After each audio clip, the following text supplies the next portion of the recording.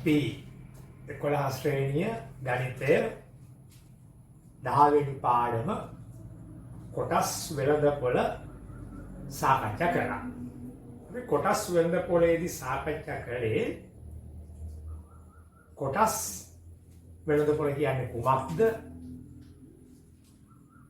කොටස් වෙළඳපොළක ප්‍රාග්ධනය කියන්නේ මොකද්ද? කොටස් වෙළඳපොළක කොටස් මිලදී ගන්නේ කොහොමද? ඒ කොටස් සඳහා ලාභාංශ ගෙවන්නේ කොහොමද? එතකොට වාර්ෂිකව ලැබෙන ලාභාංශය කොහොමද කියන්නේ? අද අපි සාකච්ඡා කරන්න යන්නේ කොටස් වෙළඳපොළ ගනුදෙනු සම්බන්ධව. දැන් මම මේකට කලින් මතක් කළා කොටසක් කියන්නේ මොකක්ද කියන්නේ. කොටසක් කියන්නේ කිසියම් සමාගමක්. ඒ සමාගම තමන්ගේ ප්‍රාග්ධනය එකතු කර ගැනීම සඳහා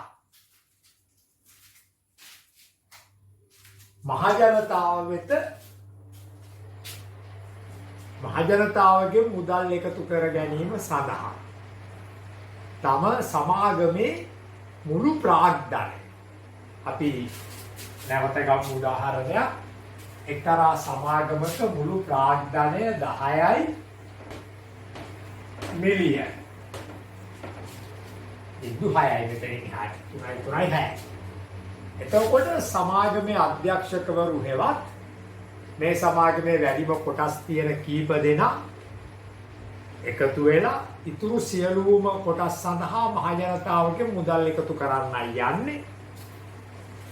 එතකොට සමාගමේ අධ්‍යක්ෂකවරු හෙවත් අර වැඩි ප්‍රාග්ධනය දූ අය එකතු වෙලා මුලදී සමාගම පිහිටවද්දී තීරණය කරනවා තමන්ගේ කොටසක වටිනාකම. තමන්ගේ සමාගමේ කොටසක වටිනාකම. අපි හිතමු කොටසක වටිනාකම රුපියල් 100යි කියන්නේ. එතකොට මේ සමාගම කොටසක් රුපියල් 100ක් වන කොටස් ලක්ෂයක් තියෙන. නැත්නම් 100ක් 1000. මෙහෙමනේ දැම්මේ 1 2 1 2 3. කොටස් 100ක් 1000ක් තියෙන සමාගම. දැන් මේ සමාගම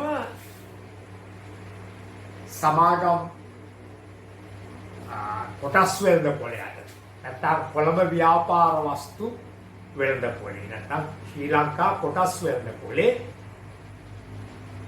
රෙජිස්ටර් කරපුවා මේක ලැයිස්තුගත සමාගමක්.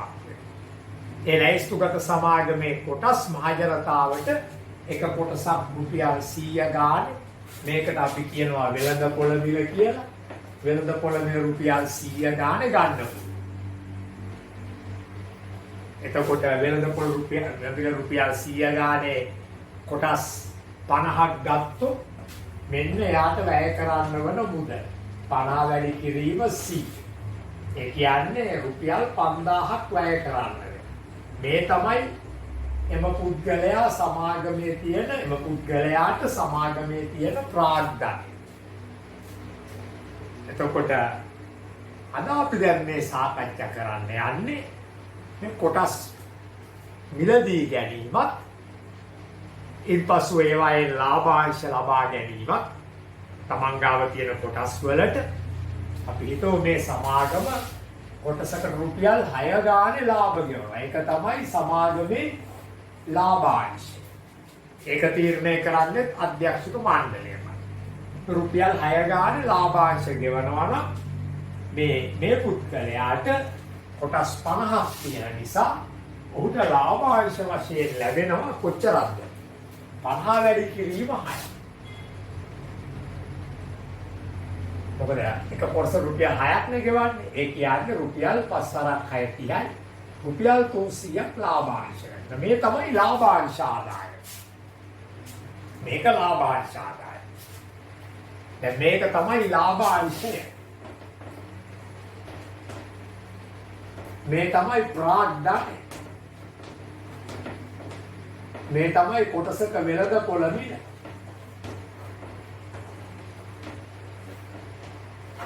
මිල.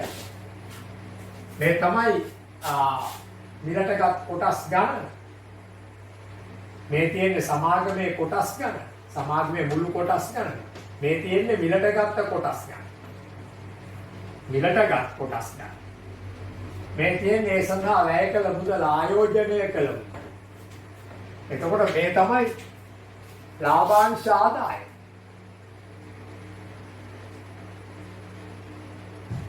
දැන් මේ පුද්ගලයා තමයි කොටස් අරගත්තේ රුපියල් 100 ගන්න. අපි ඒකට කියනවා මේ වෙළඳපොළ මිල කියලා. හරි? නැත්නම් ගැණුම් මිල කියලා. නැත්නම් ප්‍රාථමික වෙළඳපොළ මිල. ප්‍රාථමික කියන්නේ මුලදී. කියන්නේ සමාගමේ කොටස් මිලදී ගන්න. ප්‍රාථමික. ඊට පස්සේ මේම අවුරුද්දක් ඉඳලා මේ ලාභාංශ ආදායමත් අරගෙන දැන් කොටස් වෙළඳපොළේදී ඉල්ලුම වැඩි වෙලා මේ සමාගමේ කොටසක මිල ඉහළ යනවා. ඉල්ලුම වැඩි වෙලා මේ සමාගමේ කොටසක මිල ඉහළට යනවා. එතකොට කොටසක දැන් වෙළඳපොළේ මිල අපි හිතමු තිබුණේ රුපියල් 100 120 වෙන. වෙළඳපොළේ මිල රුපියල් 120 වෙන. එතකොට ඔන්න ගැණුම් මිල රුපියල් 120. ගැණුම් මිල. නැත්නම් විකුණුම් මිල විකුණුම් මිල. විකුණුම් මිල රුපියල් 120. මේව තියෙන වෙලාවක වෙනත් පුද්ගලයෙක්. හරි? දැන් අපි හිතමුකෝ මේ ගත්තේ A නැමැති පුද්ගලයා කියලා. B නැමැති පුද්ගලයෙක් මේ කොටස් 50 අරගන්න.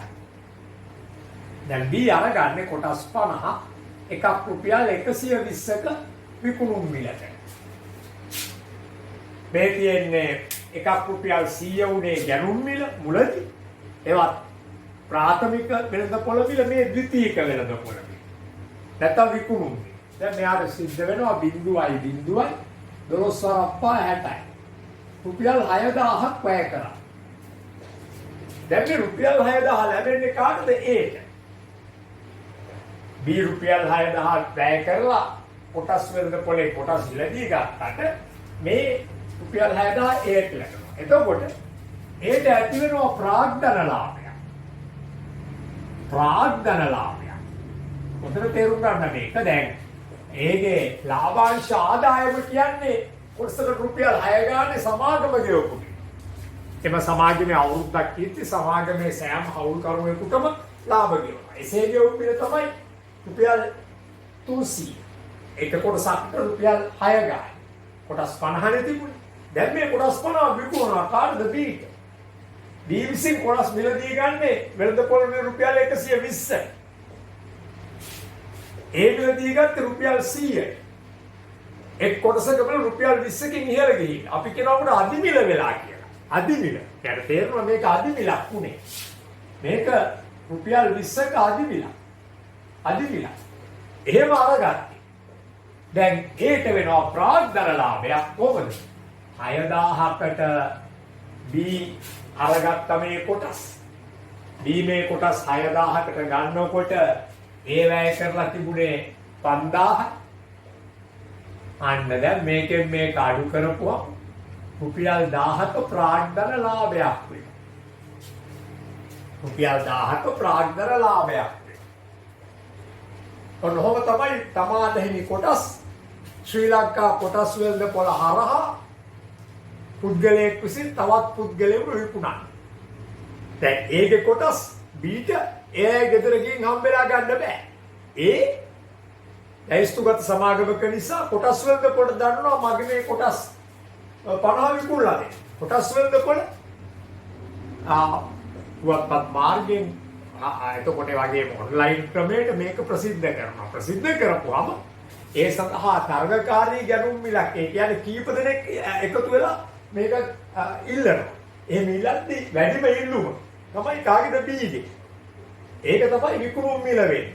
ඒ වැඩිම ඉල්ලුමට වන 120ට මේ කොටස් 50 විකුණනවා.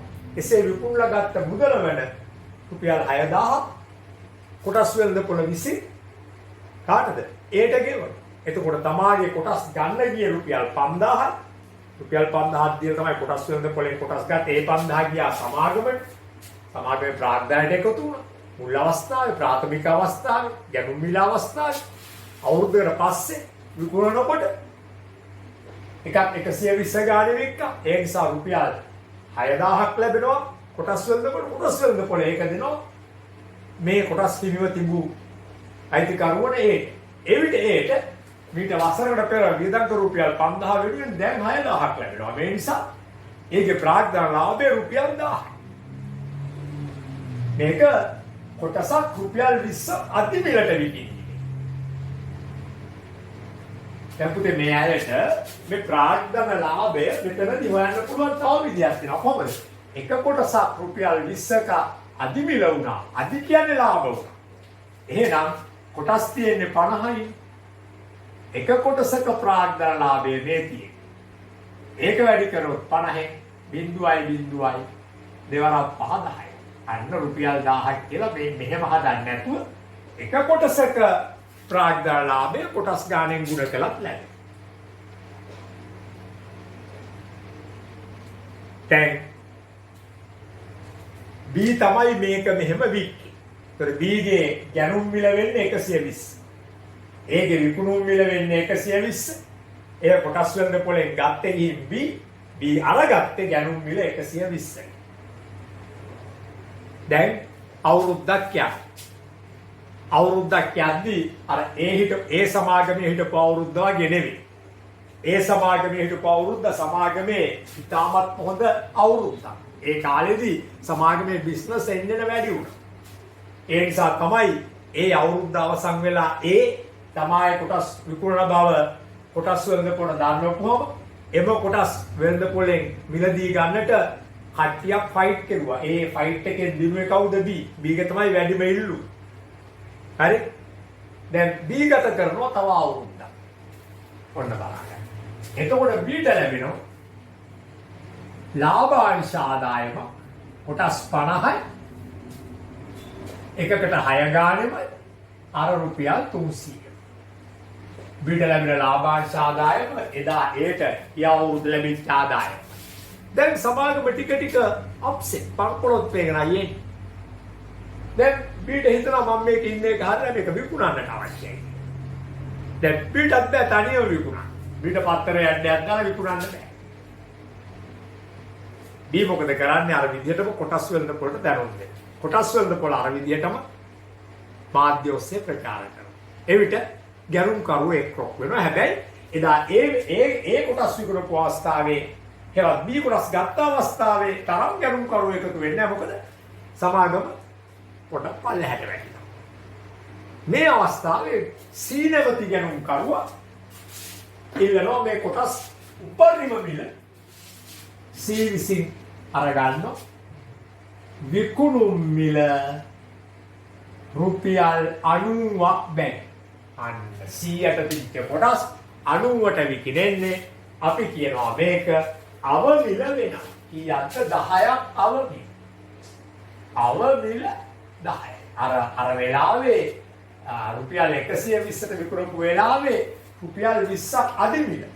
නමුත් දැන් දීර්ඝ අවුරුද්දක් සමාගමේ ඉඳලා මේ වෙනකොට සමාගමට තියෙන බොහොම අභාග්‍ය සම්පන්න කාලයක්. එතකොට දැන් C මේ කොටස් ඉල්ලන්නේ වැඩිම. C තමයි ඉල්ලපු කෙනා මේ අවස්ථාවේ. ඔන්න දැන් මේ වෙලාවේදී විකුණුම් මිල වෙන්නේ රුපියල් 90යි.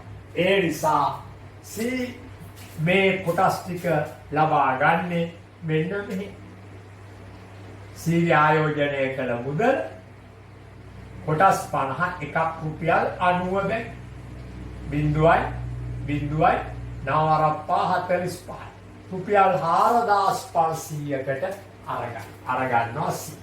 දැන් මේ 4500 C ගේ ගැනුම් මිල උනාට B ගේ විකුණුම් මිල. එහෙනම් දැන් අපිට හොයන්න පුළුවන් පුතේ මොකද්ද? B ගේ ප්‍රාග්ධන අලාභය. මොකද 120ට ගත්ත කොටස් 120ට ගැනුම් මිලට ගත්ත කොටස් වල B විකුණුවේ 90ට. C ගේ ගැනුම් මිල 90යි, B ගේ විකුණුම් මිල 90යි. එතකොට 10 නෙමෙයි 30. 120 මෙයා ගත්තේ එකක් රුපියල් 30කට අවමිල වෙලා 120 ඉඳලා 90ට. ඔන්න B ගේ ප්‍රාග්ධන අලාභය කොහොමද වෙන්නේ? B මේ කොටස් ගන්න අවස්ථාවේ 6000ක් වැය කළා. දැන් B විසින් කොටස් විකුණපු වෙලාවේ C ඒව අරගන්න වැය කළේ 4500යි බිඳුවයි බිඳුවයි එකක් ගත්තා 10න් 5 5යි මෙතන තියෙන්නේ 5 5න් 4ක් ගියාම එකයි රුපියල් 1500ක ප්‍රාග්ධන අලාභය. මේ ප්‍රාග්ධන අලාභයත් හොයන්න තිබ්බ කොහොමද? එක් කොටසක් 30ක් අවමිල කොටස් 5 වෙන 3 5 15යි 1500. එතකොට දැන් අද අපි මේ වෙලාවේ ඔයාලත් එක්ක කතා කරේ කොටස් මිලදී ගැනීම සහ ඒවායේ ලාභාංශ ඉපයීම සහ ලාභාංශ ආදායම් ඉපයීම සහ ඒවා විකිණීම. මිලදී ගැනීම හා විකිණීම අතර සිද්ධ වෙන්නේ ප්‍රාග්ධන. එහිදී විකුණන අධිමිලකට ප්‍රාග්ධන ලාභයක්. විකුණුවොත් අවමිලකට ප්‍රාග්ධන අලාභ. රාදා එහෙනම් මේ කතා කරේ අපේ 11 ශ්‍රේණියේ කොටස් පාඩමේ අවසන් කොටස. දැනගත යුතු අවසන් දේ මොකද්ද? කිසියම් හවුල්කරුවෙකු විසින් තම කොටස් විකිණීම තමා විසින් මීට ඉහතදී වෙළඳපොළ මිල කිසියම් මගයකට තියෙනකොට මිලදී ගත්ත කොටස් දැන් වෙළඳපොළ මිල තවත් අගයක් තියෙන අවස්ථාවක තවත් කෙනෙකුට විකිණීම. එහෙනම් අපි ඔන්න මේ යටතේ පොඩි අභ්‍යාසයක් උදාහරණයක් වශයෙන් කරන්න බලාපොරොත්තු වෙනවා. ඊට පස්සේ අපි ඕගොල්ලන්ගේ අච්චු පොතේ දෙවෙනි අභ්‍යාසය මේ යටතේ තියෙන දෙවෙනි අභ්‍යාසය සම්පූර්ණයෙන්ම වගේ හදන්න බලාපොරොත්තු වෙනවා. හරි සම්පූර්ණයෙන්ම නෙමෙයි සම්පූර්ණ වගේ හදන්න බලාපොරොත්තු වෙනවා. එහෙනම් මෙන්න මේ විදිහේ ගානක් අපි මුලින්ම හදලා බලමු. අපි කියන මෙහෙම කියමුකෝ. හරි ලියාගත් කමක් නැහැ ගන්න. හරි x කියන කෙනා එක්තරා සමාගමක කොටස් 2000ක් x එක්තරා සමාගමක කොටස් 2000ක් කොටසක වෙළඳපොළ මිල රුපියල් 20ක්ව පවතින විට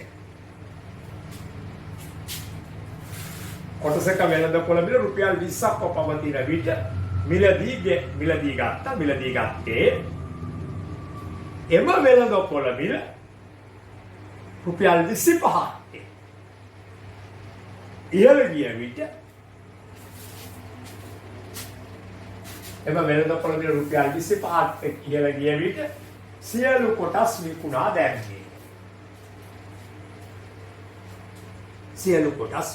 දැම්මේ. පළවෙනි කොටස X ආයෝජනය කළ මුදල. පළවෙනි කොටස X ආයෝජනය කළ මුදල. දැන් ඔන්න පළවෙනි කොටස අපි හදන්නේ X වැය කළ X ගේ සාක්කුවෙන් මේ කොටස් ටික ගන්න වියදම් කළ මුදල. කොහොමද යන්නේ? මෙන්න කොටසක වෙළඳපොළ මිලදී එක මම හිතන්නේ කොටසක වෙළඳපොළ මිල රුපියල් 20ක්ව පවතින විට ගත්තේ කොටස් 2000යි. මොකද අපි වගන්ති ලියන්න ඕනේ අංක 1ෙන් අහන්නේ x ආයෝජනය කළ මිල. මේ තමයි x ආයෝජනය කළ මුදල තමයි අංක 1ෙන් දක්වන්නේ. එහෙනම් එක කොටසක් රුපියල් 20 ගන්න කොටස් 2000ක් තමයි ගත්තේ. 1 2 3 4යි ඔන්න 0.4යි දෙවරක් 2 4යි. ඔන්න x ආයෝජනය කළ මුදල රුපියල් 40000යි. හරි x ආයෝජනය කළ මුදල රුපියල් 40000යි. ඊට පස්සේ 2 කොටස් විකිණීමෙන් ඔහු ලද මුදල. කොටස් විකිණීමෙන් කොහොමද පුතේ කොටස් විකුණන්නේ? එක් කොටසක් වෙළඳපොළ මිල රුපියල් 25ක් වань. අවමිලද අධිමිලද? අව නම් පල්ලේ අධි නම් උඩ මේක අධිමිල. කීයක්ද? 5. 20ට ගත්තේ එක 25 ගානේ විකුණේ. ඒ කියන්නේ සමාගමෙන් ටිකක් හොඳ කාලයක් පසු වෙමින් යන්නේ. එහෙනම් x කොටස් විකුණා ලද මුදල. එකක් 25 ගාන කොටස් 2000යි. බිංදු 4යි. sorry බිංදු 3යි. දෙවරක් 5 10 බිංදුව දෙවරක් 2 4යි 1යි 5යි. ඔන්න x කොටස් විකුණා ලද මුදල. තුන්වෙනි ඔහු ලැබූ ප්‍රාග්ධන ලාභය. ඔහු ලැබූ ප්‍රාග්ධන. මෙතනදී අපි කොටස් වල ලාභාංශ ගැන මොකුත් කතා කරලා නැහැ. අද ගත්ත හෙට වික්ක වගේ. මෙයා අවුරුද්දක් හිටියොත් ලාභාංශ ලැබෙන්නේ. සමහරට අවුරුදු ගාණක් ඉඳලා විශ්කල් දාන්නෙත් අපිට ඒක වැඩක් නැහැ. අපිට ඒක දෙන්නේ නැහැ. අපිට ඒක වරුත් තමයි පහවදත් විකුණන්නේ. අද උදේ අරන් අද හවස ඉල්ලුවා විකුණුවා. උදේ ගත්ත රුපියල් 20ට හවස මේකට ආව රුපියල් 25 ඉල්ලුවා. ටක් ගාලා දීලා ගන්න. ඒතර පැය කීපයක් ඇතුළත රුපියල් 10000ක ප්‍රාග්ධන ලාභයක්. මෙන්න එහෙමනම් x ගේ ප්‍රාග්ධන ලාභය. ඔහුට කොටස් විකිණීමෙන් ලැබුණ රුපියල් 50000. ඔහු කොටස් මිලදී ගන්න ආයෝජනය කළේ රුපියල් 40000යි. එහෙනම් ඔහුට ප්‍රාග්ධන ලාභයක් ලැබෙනවා කීයකද? රුපියල් 10000.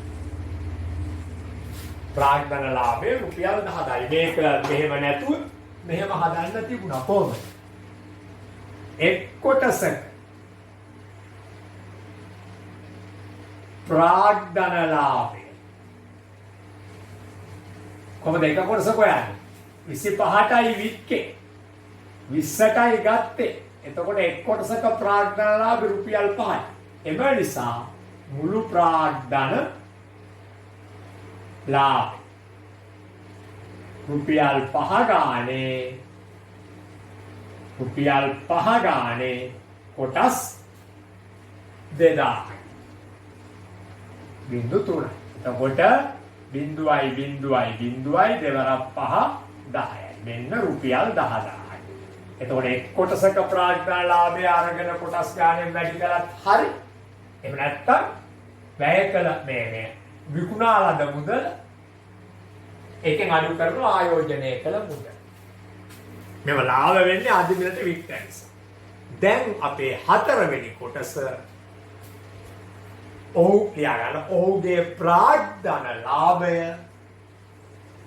ඔහුගේ ප්‍රාග්ධන ලාභය ආයෝජනයේ ප්‍රතිශතයක් ලෙස දක්වයි.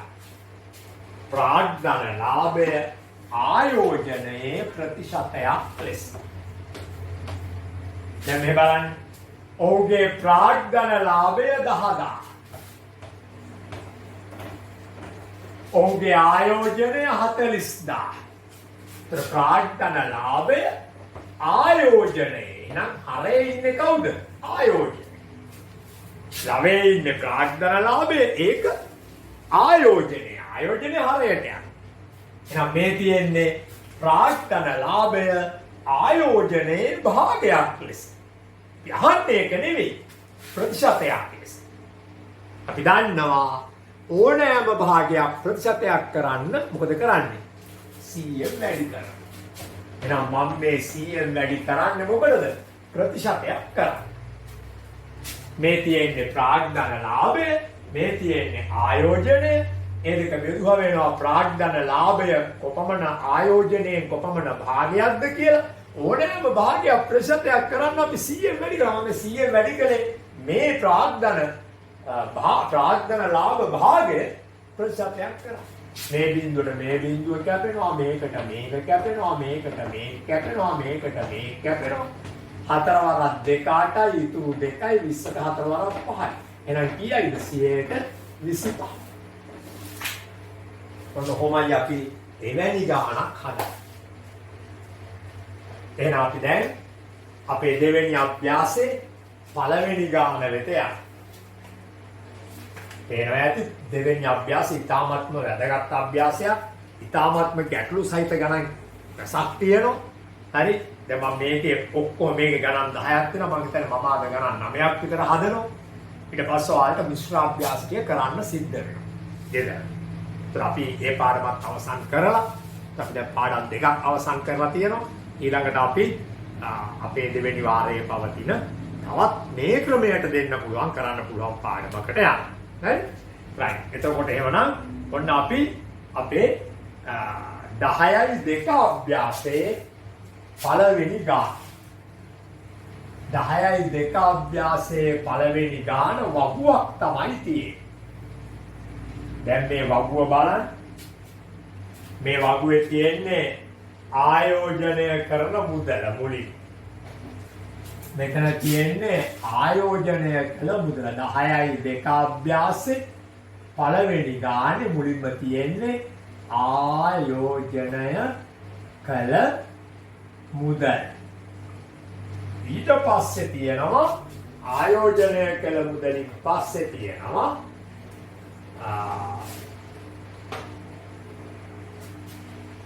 කොටසක වෙළඳපොළ මිල. මෙන්න කොටසක වෙළඳපොළ මිල. ඊළඟට තිබෙනවා කොටස් ගණන.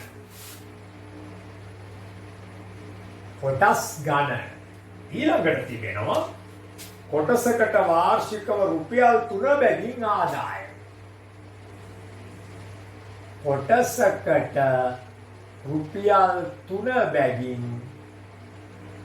ආදායම. දැන් මේක තමයි අපේ වගුව.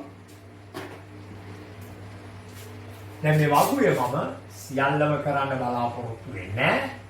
ඔයාලට කීපයක් කරන්න සිද්ධ වෙනවා.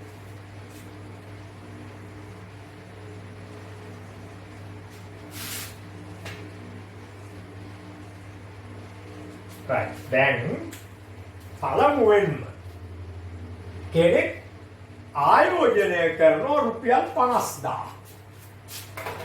මේ බලන්න. මේක රුපියල් 50000ක් ආයෝජනය කරනවා. 0.4යි. කොටසක වෙළඳපොළ මිල වෙන්නේ ඒකත් රුපියල්. මේ ආයෝජනය කරලා ගත්ත කොටසක් රුපියල් 25. ඔන්න පළවෙනි පේ. එතකොට දැන් අපිට ඕන කරනවා කොටස් කීයක් ගත්තද? රුපියල් 3 බැගින් කොටසකට මුළු ආදායම. දැන් පුතේ මොකද කරන්නේ? ඔව් ආයෝජනය කළා රුපියල් 50000. මොකටද මේ? කොටස් වෙළඳපොළෙන් කොටස් මිල දී ගන්න. වෙළඳපොළ මිල කීයක් වෙන කොටස්ද? 25ක් වෙන කොටස්. යනුම් මිල 25යි. එතකොට 50000ක් ආයෝජනය කරලා එක කොටසක් 25 ගණනේ ගන්න පුළුවන් වෙනවා.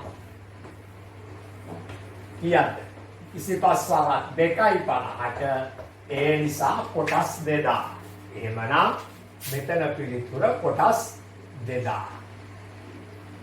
දැන් මේ කොටස් 2000ට එකකට රුපියල් 3 බැගින් වාර්ෂිකව ගෙවනවා ආදායම. 3 වරක් 2 6යි. ඒ නිසා ඔහුට ලැබෙනවා ආදායමක් කීයකද? රුපියල් 6000ක්. right? කොහොමදයි පළවෙනි එක අපිට ලැබෙන්නේ. දෙවෙනි එක ආයෝජනය කළ මුදලම හිස් තැන. එතකොට මිලදී අරගෙන තියෙනවා කොටස් 40ක්. කොටස් 40ක් මිලදීගෙන තියෙනවා. එහෙමනම් කොටස් ගණන හිස් තැන. කොටස් ගණන හිස් තැන. රුපියල් 3 බැගින් කොටසකට ලැබිලා තියෙනවා වාර්ෂිකව ආදායමක් රුපියල් 1500. දැන් අපිට ඉතාම පහසුවෙන් රුපියල් 1500ක ආදායමක් ලැබිලා තියෙන්නේ එක කොටසකට රුපියල් 3 බැගින් ගෙවලා. එහෙනම් මේ රුපියල් 1500ක ආදායම ලබා ගත්තේ කොහොමද? හැම කොටසක්ම 3ෙන් වැඩි කරලා. එහෙනම් ඒ වැඩි කරපු 3ෙන් බෙදමු. සෑම කොටසක් වෙනුවෙන්ම රුපියල් 3 බැගින් ගෙවලා තියෙනවා. එහෙනම් අපි 3ෙන් බෙදුවොත් එනවා අපට කොටස් කීයක් තිබුණේ? දැන් ඉතා පහසුවෙන් ලැබෙනවා කොටස් 500ක් තමයි තිබුණේ. එහෙනම් කොටස් ගාන 500යි. එකක් ගත්තේ 40කට. එහෙමනම් මේ බලන්න එක කොටසක ගැනුම් මිල 40යි අරගෙන තියෙනවා කොටස් 500ක්.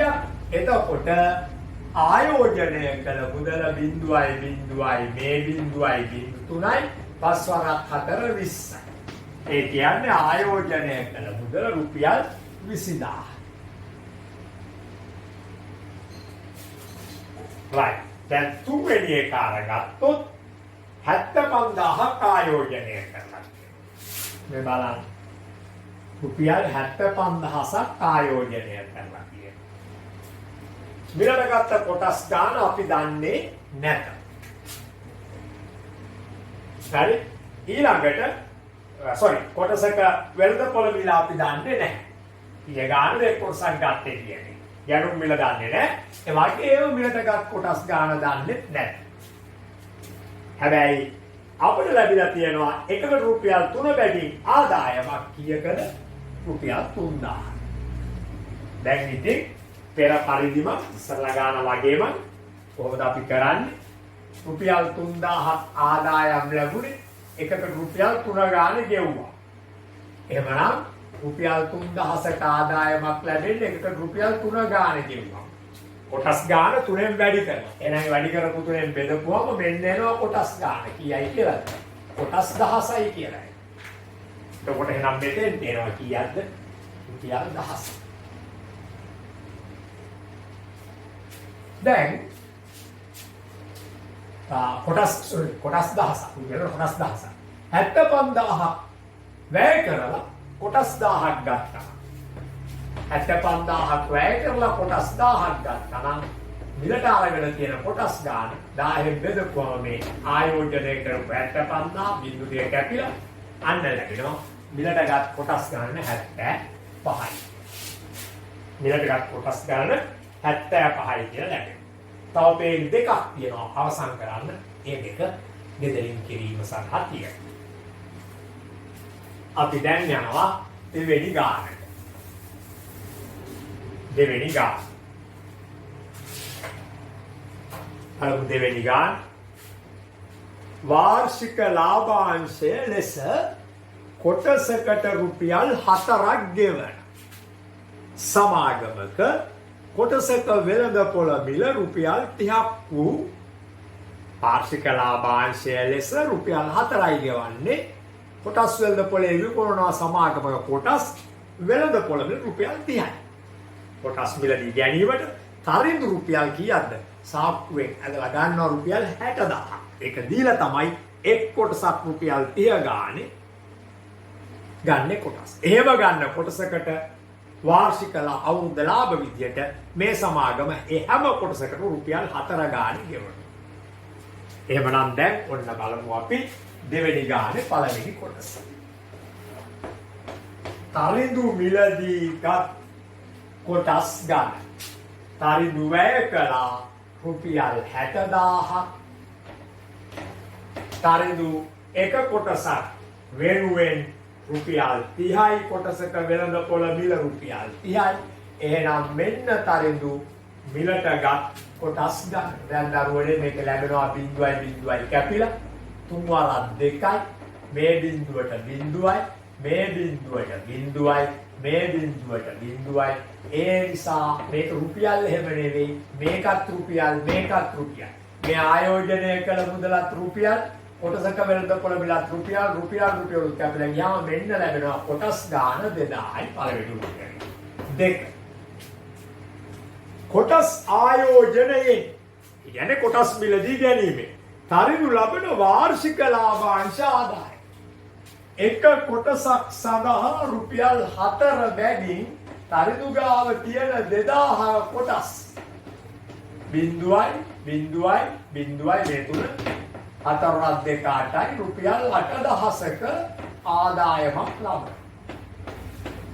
ඔන්න බලන්න තරිඳුගේ වාර්ෂික ලාභාංශ ආදාය. එක ප්‍රාග්ධන ආදායම නෙවෙයි.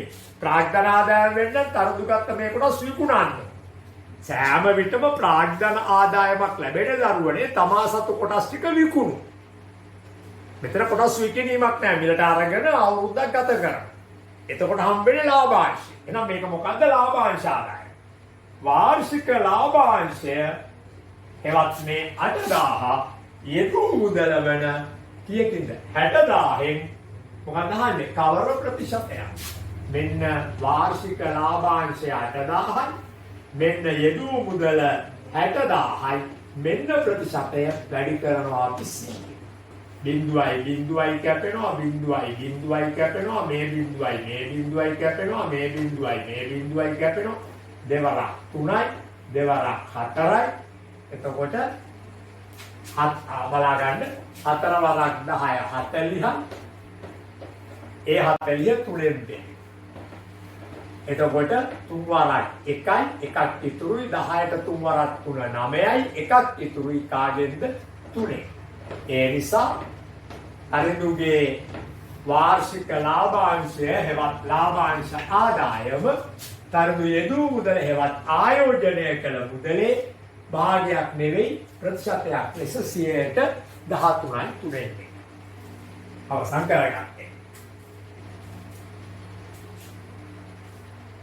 එතකොට දැන් අපි තුන්වෙනි ගැටලුව මේ ඇයට කරන්න ඉඩ තියලා අපි යනවා හතරවෙනි ගැටලුවට. හරි? හතරවෙනි ගැටලුව මෙන්න මෙහෙම දෙයක් කියනවා. බලන්න. ව්‍යාපාරිකයේ කොටසක වෙළඳපොළ මිල. ඒ කියන්නේ කොටස් වෙළඳපොලේ කොටසක් විකිනෙන මිල රුපියල් 40ක් වූ එක්තරා සමාගම. කොටස් මිලදී ගැනීම සඳහා රුපියල් 40000ක් ආයෝජනය කරනවා. යා අරගන්නවා 40000ක් දීලා කොටස් ගන්නවා. ඒක කොටසක් රුපියල් 40 ගන්න. හරි? අතර වර්ෂයකට පසු අවුරුද්දක් අතරේදී අපි දන්නවා ලාභාංශ ගෙවනවා. යෙදූ මුදලෙන් 10%ක්. මේකේ ලාභාංශය හංගලා කොහමද? එයා මේ මිලදී ගන්න සාක්කුවෙන් අරගෙන දාපු යෙදූ මුදල හේවත් ආයෝජනය කර මුදලේ 10%යි. අන්න ඒක තමයි ලාභාංශ ආදායම.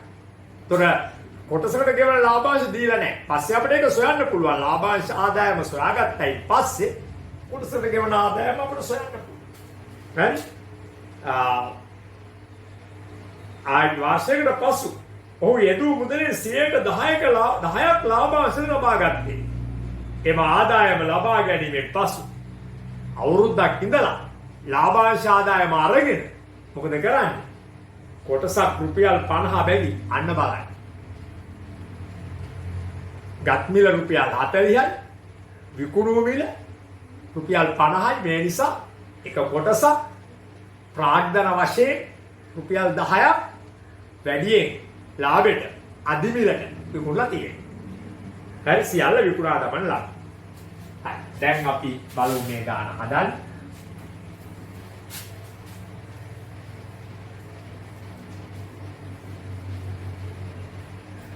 දහයයි දෙකේ අපි මේ හදන්න යන්නේ හතරවෙනි ගාන. 10 හතරවෙනි ගාන. පළවෙනි කොටස දැන් සිද්ධිය මතකයි. පළවෙනි කොටස ව්‍යාපාරිකයා සමාගමෙන් ලැබූ වාර්ෂික ලාභාංශය. පුතේ වාර්ෂික ලාභාංශය මොකද්ද? ආයෝජනය කළ මුදලෙන් 100ට ඔහු යෙදූ මුදල කියන්නේ ඔහුගේ ආයෝජන මුදලේ 10%. එහෙනම් අපෙන් අහනවා පළවෙනියෙන් අන්න ඒක කොච්චර බලන්න. ආයෝජනය කළ මුදල ඔහු කොටස් මිලදී ගැනීම සඳහා රුපියල් 40000ක් ආයෝජනය කළා. මෙන්න මේ රුපියල් 40000න් 10% තමයි ලාභාංශ ආදායම වාර්ෂික. මේ බිඳුවයි මේකයි කපො. එතකොට රුපියල් 4000ක් ලෙස ලැබෙනවා ඔහුට මේ ලාභාංශ ආදායම. ඔහුගේ ලාභාංශ ආදායම එම වර්ෂයේ රුපියල් 4000යි. වාර්ෂික ලාභාංශ. සමාගම කොටසක් සඳහා වාර්ෂිකව ගෙවූ ලාභාංශ. මෙවන්න මේ කොටස් සියල්ල වෙනුවෙන් තමයි මේ 4000 කොටස් කීයක් ගත්තද? ඔව් අපි දන්නේ අපිට ඒකත් හොයන්න ඕන. දැන් ඔන්න සමාගම කොටසක් සඳහා වාර්ෂිකව ගෙවූ ලාභාංශ. මේ පුතේ මුළු ලාභාංශය. මේ මුළු ලාභාංශය කොටස් ගානෙන් බෙදුවොත් එක් කොටසක් සඳහා වාර්ෂිකව ගෙවන ලාභාංශය. එහෙනම් දැන් අපි කරන්න මොකද්ද? මේ අපි සොයාගත්ත මුළු ලාභාංශය කොටස් ගානෙන් බෙදන්න ඕන. හැබැයි රජෝ කොටස් ගාන නැහැ. ඒ නිසා අංක 2 දාලා අපිට එකපාරම ටක් ගාලා මේ කොටසක් සඳහා ගෙවන ලාභාංශ හොයන්න බෑ. මේ මුළු ලාභාංශ කොටස් ගානෙන් බෙදන්න. කොටස් ගාන නැහැ. කොටස් ගාන හොයන්න. ඒ නිසා මෙහිදී අහන දේ එකවර දෙන්න බෑ. රෝම ඉලක්කම් දෙකෙන් අහන දේ එකවර දෙන්න බෑ. මේක මේ කොටස් ගණන් වලට ලන්නේ මේක සමස්ත ගණිත පේපර් එක සඳහා වැදගත් දෙයක්. මොකද්ද අපිට මේ වගේ උත්තරයක් ලියන්න පුළුවන් සිංහල භාෂාවේ අකුරක්වත් පාවිච්චි නොකර අංක 1 අහන එකම දෙනවා. දැන් අංක 1 ඇහුවේ මොකද්ද? ව්‍යාපාරිකයා සමාගමෙන් ලැබූ වාර්ෂික ලාභාංශ. මේ හදලා තියෙන්නේ මොකද්ද? ඒ වාර්ෂික ලාභාංශ තමයි. අංක 2 අහන්නේ මොකද්ද? සමාගම කොටසක් සඳහා වාර්ෂිකව ගෙවූ ලාභාංශ. දැන් අපිට එකපාර ඒක හොයන්න බෑ. අපි හොයන්න මොකද්ද? කොටස් ගන්න. ඒ නිසා අද අපිට වගන්ති ලියන්න වෙනවා. ඒ නිසා මේ මතක තියාගන්න වගන්ති කියන જાතිය ඔය ලියනවා නෙමෙයි. අවශ්‍යතාවයට පමණයි. පේපර් එකක වගන්ති වලට ලකුණු ලැබෙන්නේ අවශ්‍යතාවයට වගන්තියක්. වගන්තියක් අවශ්‍ය වෙන්නේ දාන රෝම ඉලක්කම නැතුව වෙන එකක් හදලා ඊට පස්සේ රෝම ඉලක්කම යනවා. දැන් රෝම ඉලක්කමෙන් අහන්නේ කොටසක් සඳහා ගෙවූ ලාභාංශය. ඒක හොයන්න කොටස් ගාන සොයන්නේ. කොහොමද කොටස් ගාන හොයන්නේ? යෙදූ මුදල ඔන්න 40000. ඔව්. මොකද කරන්නේ? ඔය තියෙන යෙදූ මුදල බලන්න. අපි කොටසක වෙළඳපොළ මිලවන 40න් බෙද. රුපියල් 40000ක් වැය කරලා එකක් 40 ගානේ කීයක් ගත්තාද? මෙතෙන්ට 1.3. ඔන්න මිලට ගත්ත කොටස් ගාන 1000යි. රුපියල් මේ කොටස් ගාන. දැන් ඒ කොටස් 1000 වෙනුවෙන් රුපියල් 4000ක ලාභයක් ගෙවලා තියෙනවා. ඒ නිසා ඉතුණා මොකද්ද? එක් කොටසක ලාභාංශය. එක් කොටසක ලාභාංශය මුළු ලාභාංශ වන 4000 බෙදනවා කොටස් 10යි. මේ නිසා එක් කොටසක ලාභාංශ ලැබෙනවා රුපියල් 4. මේ මුළු ලාභාංශ රුපියල්. මේකට රුපියල් නැහැනේ. ඉතින් බෙදුවෙන් පස්සේ මේක රුපියල් වෙනවා. ඔන්න එක් කොටසක ලාභාංශ රුපියල් 4. හරි? ඊට පස්සේ තුන්වෙනි කොටස. තුන්වෙනි කොටසෙන් අහනවා ව්‍යාපාරිකයා කොටස් විකිණීමෙන් ලැබූ මුදලයි. ඒක ලේසියයි. කොටසක් රුපියල් 50 ගානේ කොටස් 1000නේ විකුණලා තියෙන්නේ. එහෙමනම් ආයෙ වගන්ති ලියන්න ඕනේ. අපි අංක 3 දාලා කොටසක් රුපියල් 50 ගානේ කොටස් 1000. එතකොට බිංදුවයි මේ බිංදු 3යි මෙතෙන්ට 3යි මේ බිංදුවත් එක්ක 4යි 5 වරක් එක 5. ඔන්න ඔව් කොටස් විකුණාලද මුදල රුපියල් 50000යි. ආයෝජනය කළේ රුපියල් 40000යි. 10000ක ප්‍රාග්ධන ලාභය. ප්‍රාග්ධනය කියලා කියන්නේ කොටස් ගැනීම හා විකිණීම. ලාභාංශය කියන්නේ කොටස් වලට ගෙවන ලාභය. හරි? ව්‍යාපාරිකයාට ලැබෙන ප්‍රාග්ධන ලාභය. ඉතින් ඔව් කොටස් විකුණා අරගත්ත රුපියල් 50000. කොටස් වෙනුවෙන් ආයෝජනය කළා රුපියල් 40000.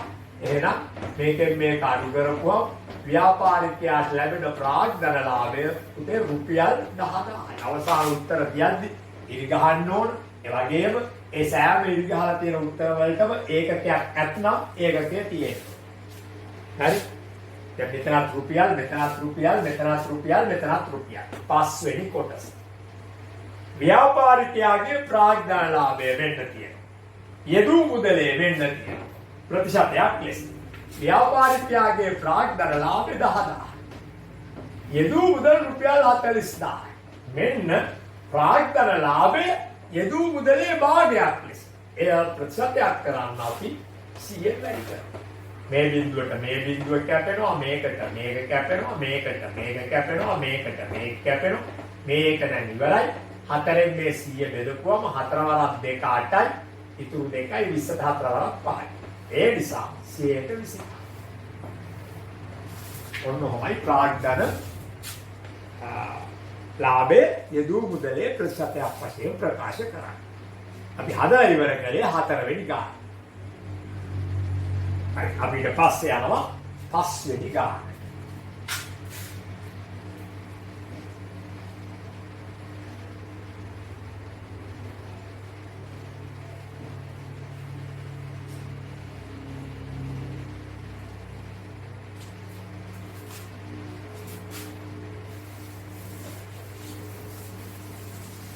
පස්වෙනි ගාන. පස්වෙනි ගාන. කොටසක වෙළඳපොළ මිල රුපියල් 20ක් වූ. අන්න සමාගමේ කොටසක වෙළඳපොළ මිල කියන්නේ කොටස් වෙළඳපොළ තුල මේ කොටසක් විකිණෙන්නේ රුපියල් 20ක්. වූ සමාගමක කොටස් මිලදීගත් පුද්ගලයෙක් කොටස් වල වෙළඳපොළ මිල වැඩි වූ අවස්ථාව. අධිමිල වෙච්ච අවස්ථාව කියන්න දන්නේ නැහැ. තමා සතු කොටස් සියල්ල විකුණා දැමී. ඔවුන් ලැබූ ප්‍රාග්ධන ලාභය යෙදූ මුදලෙන් 80%. අන්න. ඔවුන් ලැබූ ප්‍රාග්ධන ලාභය යොදපු මුදලෙන් 80%. හරි? එක් කොටසකින් ඔහු ලැබූ ප්‍රාග්ධන ලාභය කොපමණ? එක් කොටසකින් ඔහු ලැබූ ප්‍රාග්ධන ලාභය කීය? බලන්න. එක කොටසකින්. හරිනේ? කොටසක වෙළඳපොළ මිල රුපියල් 20ක් වූ සමාගමක කොටස් ගත්ත පුද්ගලයෙක්. කොටසක වෙළඳපොළ මිල රුපියල් 20ක් වූ සමාගමක කොටස් ගත්ත පුද්ගලයෙක්. හරි? කොටස් වල වෙළඳපොළ මිල වැඩි වෙච්ච අවස්ථාවක තමන් අතේ තිබිච්ච කොටස් සියල්ල විකුණා දානවා. එයා ලබනවා ප්‍රාග්ධන ලාභය යෙදූ මුදලෙන් 80%. යෙදූ මුදලෙන් 80%ක ප්‍රාග්ධන ලාභයක් ලබනවා. යෙදුවේ 100යි නම් 80ක ලාභයක් ලබනවා. දැන් ඔක්කොම අතට යනවා 180. එක් කොටසකින් ඔහු ලැබූ ප්‍රාග්ධන ලාභය කීයද? බලා ගන්න. දැන් කොටස් සියල්ලම වෙනුවෙන් ආයෝජනය කරපු මුදලෙන් 80%ක් තමයි ප්‍රාග්ධන ලාභය. මේ බලන්න. ප්‍රාග්ධන ලාභය යොදාපු මුදලෙන් 80%. එහෙනම් එක් කොටසක් වෙනුවෙන් බැලුවත් එක් කොටසකින් ලබන ලාභය එක් කොටසක් වෙනුවෙන් යොදාපු කොටස් අපි හිතමුකෝ කොටස් 200ක් තිබ්බයි කියලා. කොටස් 200ෙන්ම ලබාගත් ප්‍රාග්ධන ලාභය යෙදූ මුදලෙන් 80%යි. හරි? එතකොට එක් කොටසකිනුත් ලබාගත් ප්‍රාග්ධන ලාභය එක් කොටසක් වෙනුවෙන් යොදාපු මුදල වන රුපියල් 20. කොටසක වෙනුව 20යි. 20 80%යි. ඒ නිසා බොහොම පහසුවෙන් පළවෙනි කොටසට අපි එනවා. අපෙන් අහන්නේ මොකද්ද?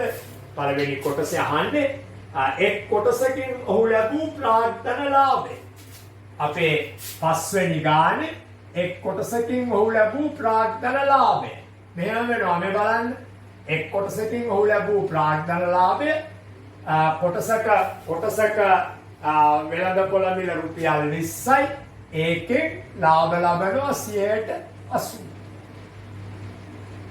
දැන් මේකම තමයි මේ ගානේ කියන්නේ මුළු කොටස් ඔක්කොම ගන්න අපි හිතමුකෝ රුපියල් 20000ක් වැය කියලා. කොටස් 1000ක් ගත්තා නම් 20 ගානේ 20000යි. එතකොට මේ 20000න් සිට 80ක් තමයි යාගේ මුළු ප්‍රාග්ධන ලාභය. එහෙමනම් මුළු ප්‍රාග්ධන ලාභයේ යෙදූ මුදලෙන් සිට 20ක් නම් සිට 80ක් නම් එක් කොටසක ප්‍රාග්ධන ලාභයේ එක් කොටසක් වෙනුවෙන් යෙදූ මුදලු 80ක් වෙන්නේ. එනම් උත්තරයක් එනවා මෙහෙම. 0.0.0.0 කැපුවම දෙවරක් 16යි රුපියල් 16. හරි? ඔන්න එක් කොටසකින් එයා ලබනවා ප්‍රාග්ධන ලාභයක් රුපියල් 16. හැම කොටසක ඒ කියන්නේ කොටසක් රුපියල් 20 ගානේ අර 16ක ප්‍රාග්ධන ලාභයක් ලැබුවයි කියන්නේ 36ට තමයි විකුණලා තියෙන්නේ. කොටසක් විකුණලා ලද්දේ කීයද? 20 ගානේ අරගෙන 16ක මේ ඇවිල්ලා ගත් මිල කොටසක ගත් මිල මේ කොටසක ප්‍රාග්ධන ලාභේ මේ අධිමිල වෙලා තියෙනවා 16ක්. එහෙනම් ඔහු කොටසක් විකුණන්නේ නැත්තේ රුපියල් 36. කොටසක් විකුණන්නේ නැත්තේ 36.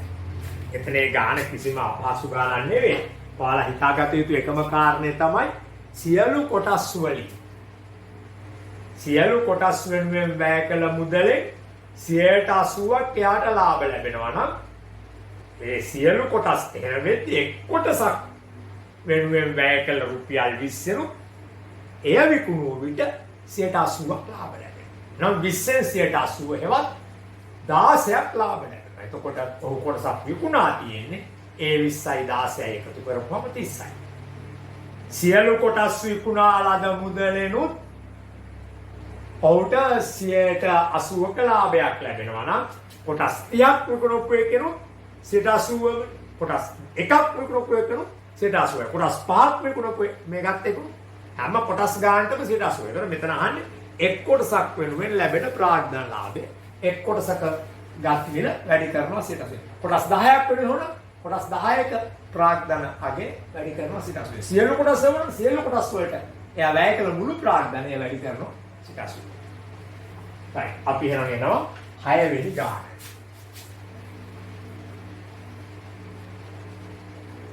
බලන්න 6 වෙනි ගාන.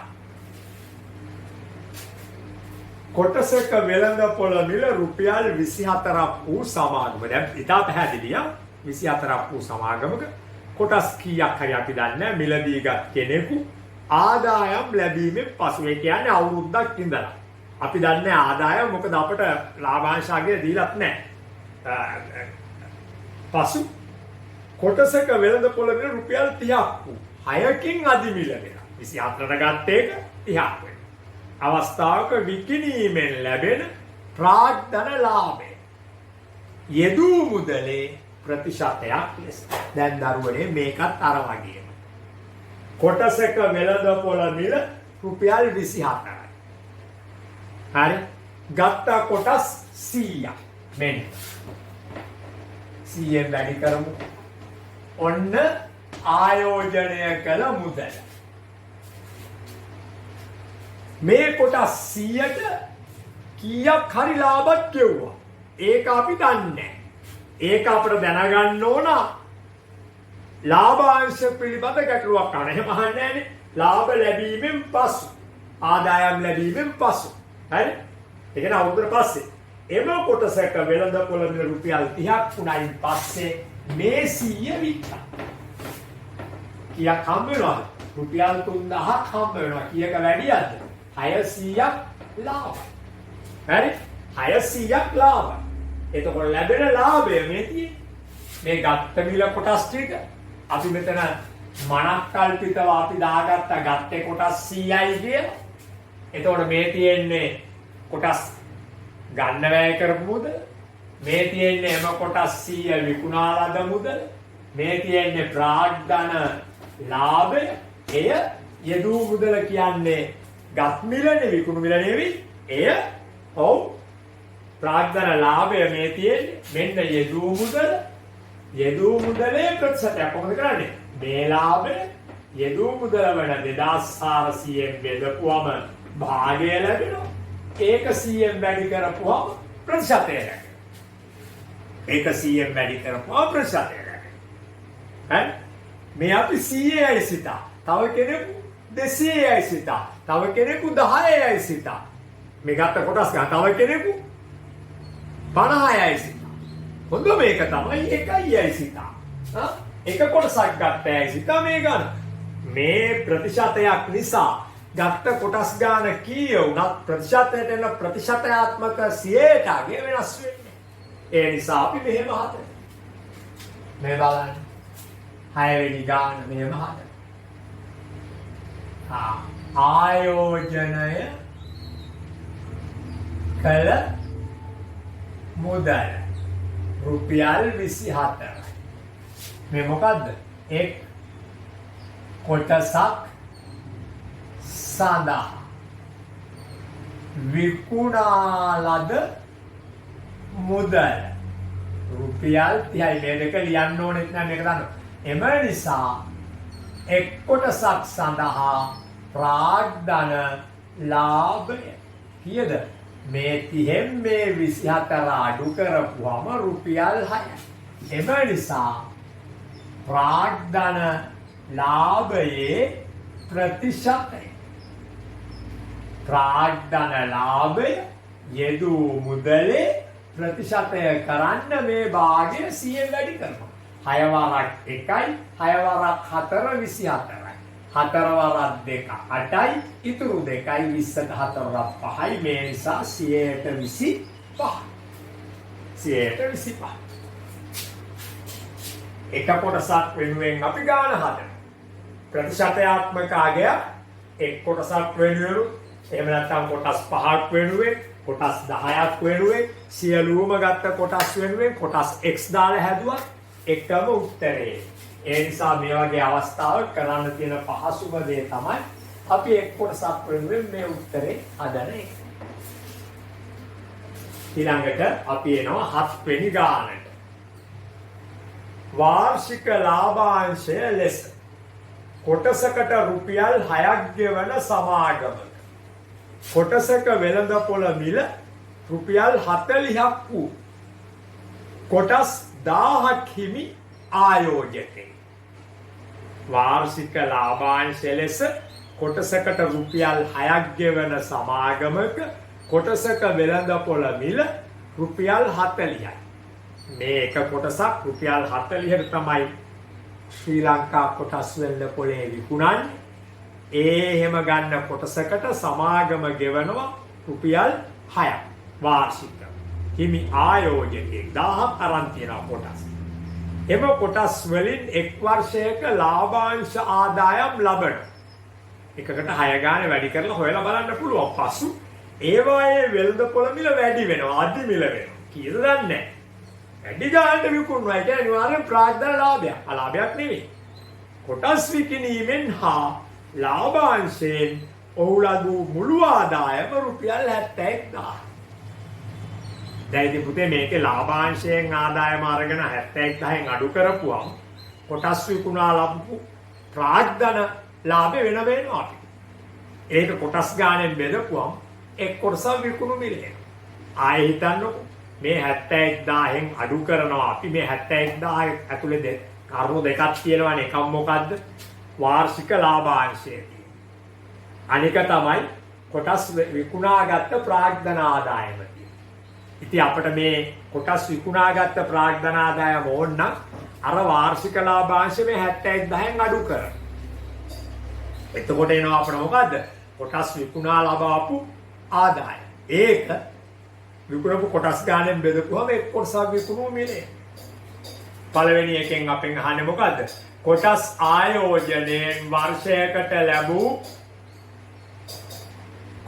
ආයෝජනයෙන් වර්ෂයකට ලැබූ ලාභාංශ ආදායම. අන්න කොටස් ආයෝජනය කොටස් මිලදී ගත්ත නිසා එක වර්ෂයකට ලැබූ ලාභාංශ ආදායම. කොටස් ගාන වැඩි කරමු කොටසකට ගෙවන ලාභාංශය.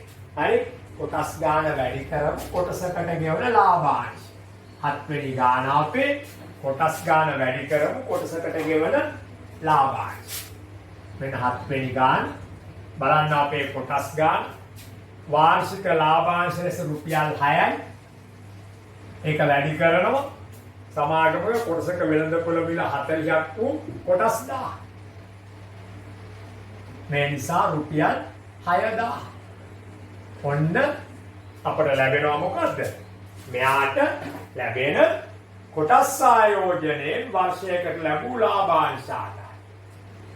දැන් ਉਹ කොටසක් විකුණන්නට ඇත්තේ කීය බැගින්ද කියන එක එකපාර හදන්න බෑනේ. දැන් හොයන්න මොකද? කොටස් විකුණාලද ප්‍රාග්ධන ආදායම. ඒක බෙදන්න ඕන කොටස් ගන්න. ඒ නිසාද මොකද වෙන්නේ? අනිවාර්යෙන් වගන්ති ලියන්න. මොකද අපි වගන්ති ලියන්නේ අංක දෙක කියන රෝමයේ ඉලක්කම් වලින් ගහන එක එකපාර දෙන්න බැරි නිසා. මෙන්න එහෙනම් මොකද්ද? කොටස් විකුණා ලද ප්‍රාග්ධන ආදායම මොකද හන්නේ? 71000ක් තිබ්බ මුළු ආදායම ඒකෙන් අඩු කරනවා මේ රුපියල් 6000. බිඳුවයි බිඳුවයි බිඳුවයි 11න් 6ක් ගියාම 5යි මෙතන 6යි. රුපියල් 65000. ඔන්න කොටස් සියල්ලම විකුණලා ගත්ත ප්‍රාග්ධන ආදාය. දැන් මේක බෙදමු මේ විකුණපු කොටස් ගානේ. කීයද? කොටස් 1000ක්. එම නිසා කොටසක් විකුණයි එම නිසා කොටසක් ඔව් විකුණන්නට ඇත්තේ කීය බැගින්ද? විකුණු දැන් හොඳට තේරුම් ගන්න මේ දෙකෙන් අහන්නේ මේක. කොටසක් විකුණු දින. එකවර මේක හොයනනම් මේ දෙක දාලා කෙලින් මෙහෙම වෙකි මේ වගේ.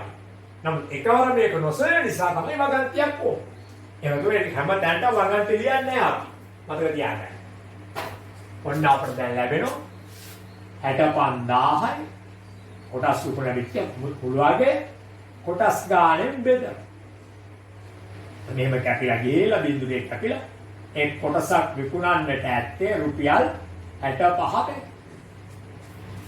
කොටසක් ගත්තේ කීයද? ගත්තේ රුපියල් 40ක.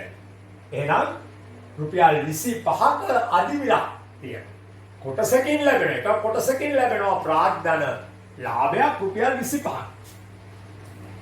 ඔව් ලැබූ ප්‍රාග්ධන ලාභය සොයන්න. කොටසක් විකුණලා තියෙන්නේ 65 ගාන. ක්‍රම දෙකක් තියෙනවා. එක් කොටසකින් ලැබෙන අපි ඒ ක්‍රම දෙකටම හොයමු. බලන්න. මෙන්න කොටස් බලන්න මෙන්න බලන්න එකක් රුපියල් 40 ගානේ යරන් තියෙන්නේ. ඉතින් මෙහෙම බැලියා කිව්වේ කොටස් සඳහා ප්‍රාග්ධන ලාභයෙන් ආයෝජනය කළ මුදල් කොහමද? එකක් රුපියල් 40 ගානේ කොටස් 1000යි. ඒ නිසා රුපියල් 40000යි. මෙන්න කොටස් විකුණා ලද මුදල් එකක් රුපියල් 65 ගානේ කොටස් 1000යි. ඒ කියන්නේ රුපියල් 65000යි. එම නිසා මෙන්න ප්‍රාග්ධන ලාභය. කොහොමද?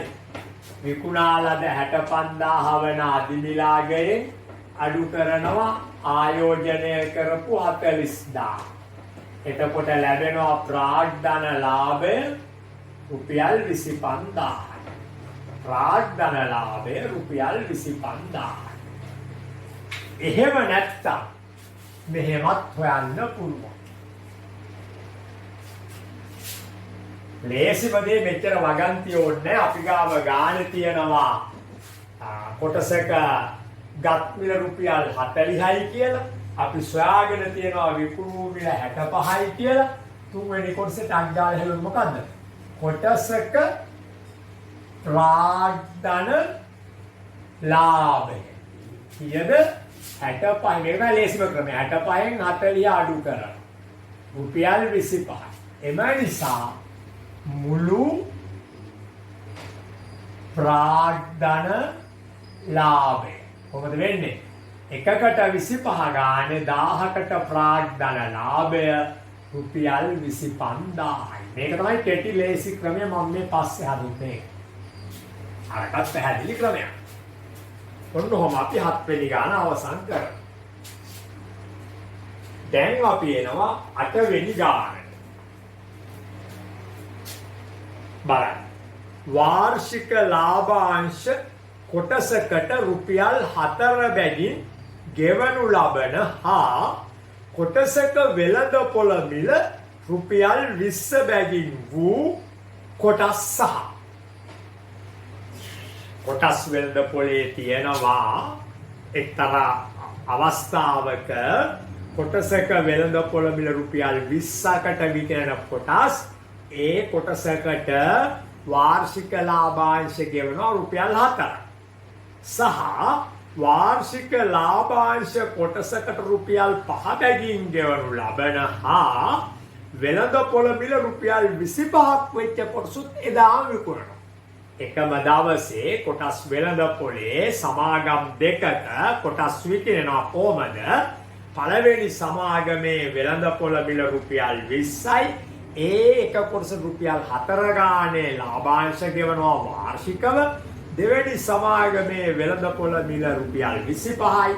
ඒක කොටසකට ලාභාංශ ගෙවනවා එම සමාගම විසින් වාර්ෂිකව රුපියල් 5යි. මිලදී ගැනීමට දේවින්ද සම මුදල් ප්‍රමාණය යෙදවි.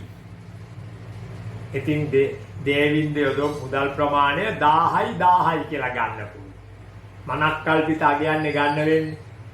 නැත්තම් ලක්ෂයයි කියලා ගන්න පුළුවන්. නැත්තම් 50000යි කියලා ගන්න පුළුවන්.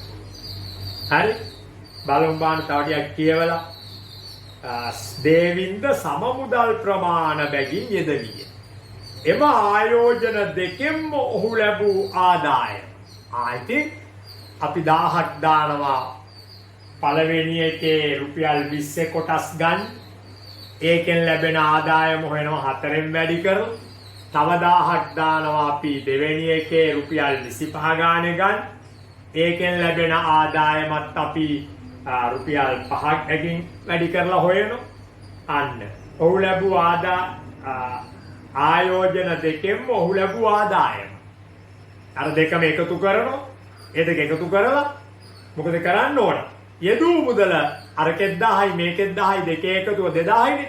ඒ යෙදූ මුදල 2000න් බෙදලා 100න් වැඩි කරලා ප්‍රතිශතයාත්මක අගයක් නිසා දෙකටම යෙදූ මුදල් 1000 කියලා හිතුවත් දෙකටම යෙදූ මුදල් 50000 කියලා හිතුවත් දෙකටම යෙදූ මුදල් ලක්ෂ කියලා හිතුවත් දරුවනේ මොක කෙරුවත් ලැබෙන ප්‍රතිශත සමානයි. දැන් මේ පොත හදපු මිනිස්සු කියනවා පොඩි ඉඟියක්. මොකටද ඉඟියක් දෙන්නේ? මේ ගාන සෑදීම පහසු කිරීම සඳහා. හරි? මේගොල්ලෝ කියනවා මේකට x එකක් දාගෙන හදමු කියලා. දැන් බලන්න මේකට x එකක් දාගත්තම තියෙන වැඩි ඔන්න බලන්න. මෙවන් ඉඟිය එක් කොටස් ප්‍රමාණ මිලදී ගැනීමට යෙදූ මුදල රුපියල් x ලෙස ගන්න. එතකොට දැන් බලන්නකො ඔන්න බලන්න මේ 8 වෙනි ගාන හරි රුපියල් 20 කොටස් මාතෘකාවක් දැම්ම හරි මිලටගත් කොටස් ගන්න කොහොමද x බෙදීම x ආයෝජනය කළේ x බෙදීම 20 ලාභාංශ ආදාය කොහොමද x බෙදීම 20 වැඩි කිරීම 4 රුපියල් 25 කොටස්. දැන් මේක එක ආදායමක් ඇවිල්ලා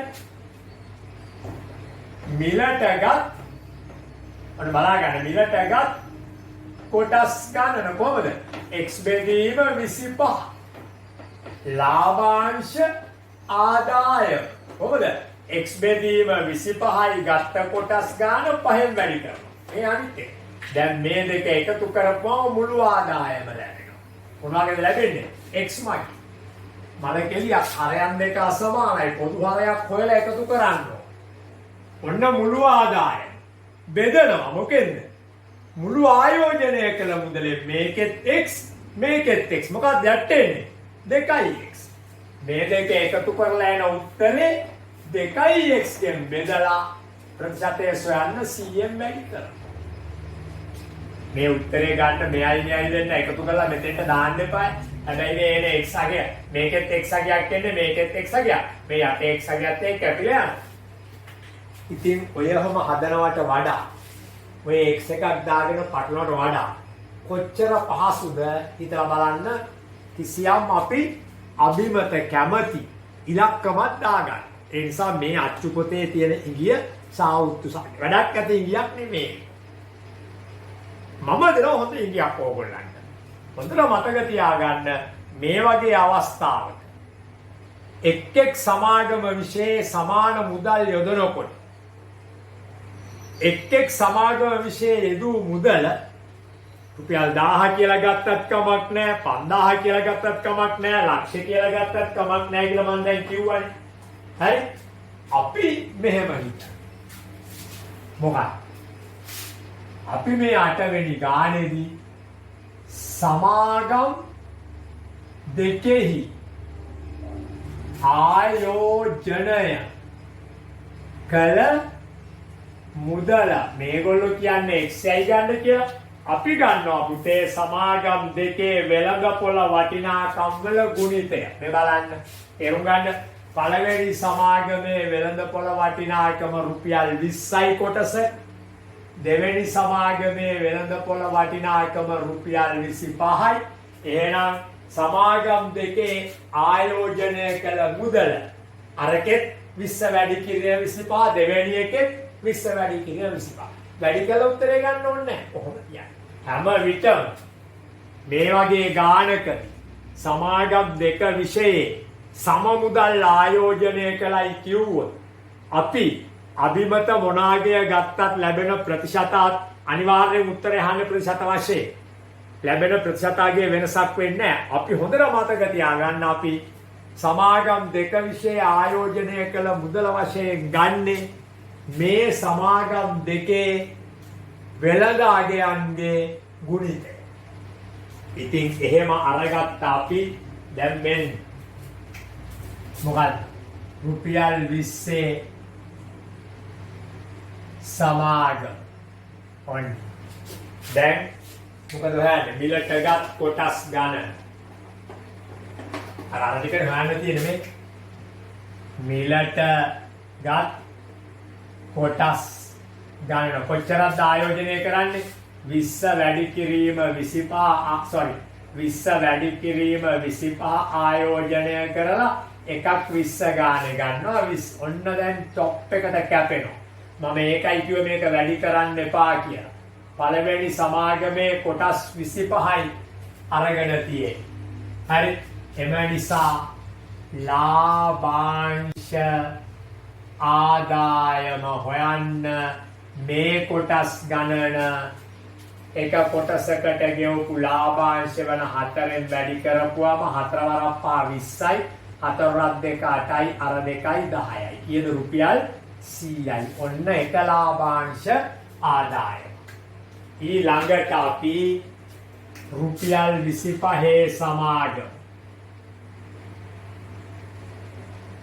ඔන්න රුපියල් 25 සමාගම හරි අපිට එනවා මිලට ගත්ත කොටස් ගණන මිලට ගත් කොටස් ගණන කොහොමද එන්නේ අපි ආයෝජනය කරන්නේ මේක 20 වැඩි 25 අද එක කොටසක් 25යි බෙදනවා 25න් නැවත මේක කැපෙනවා අන්න බලන්න මේක ගන්නේ වාසිය මෙතනත් කැපෙනවා මෙතනත් කැපෙනවා මිලට ගත්ත කොටස් ගාන 20යි එම නිසා ලාභාංශ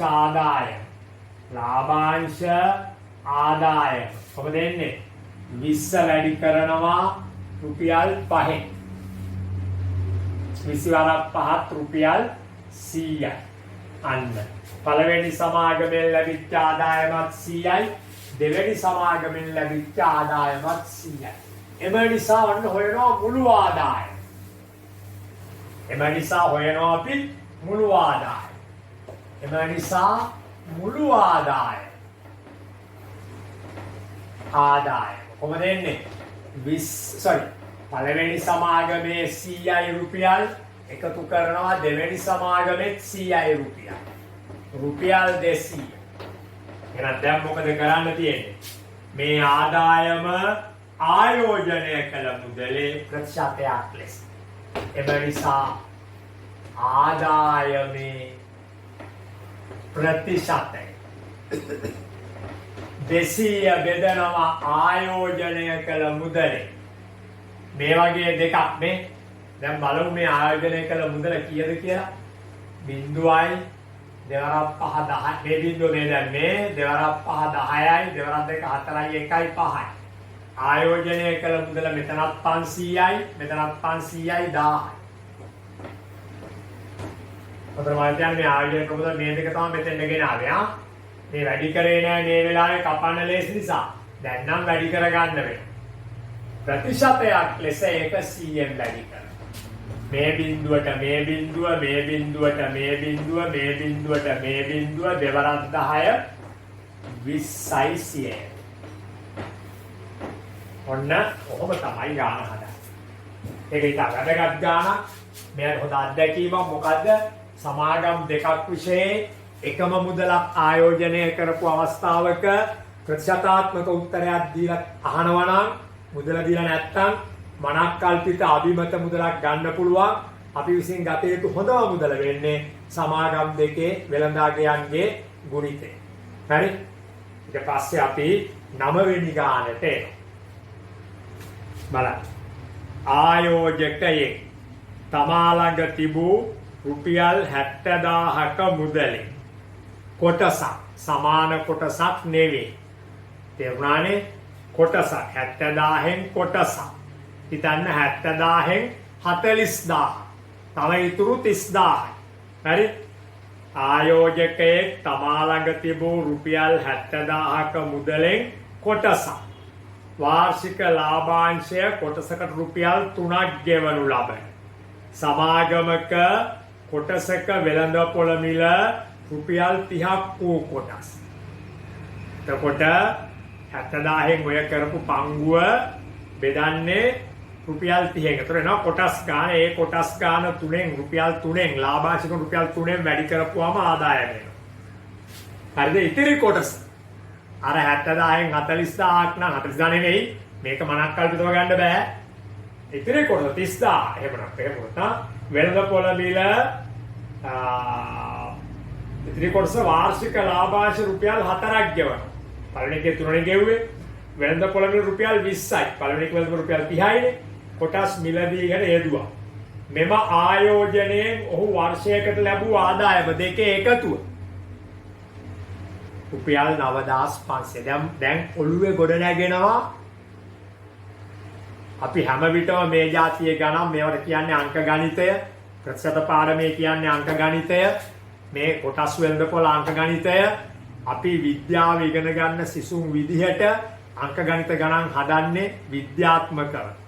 ඒ නිසා තමයි අපේ නිර්දේශවල 6 පන්තියේ ඉඳන්ම අපට සමීකරණ දැනුම දෙන්නේ.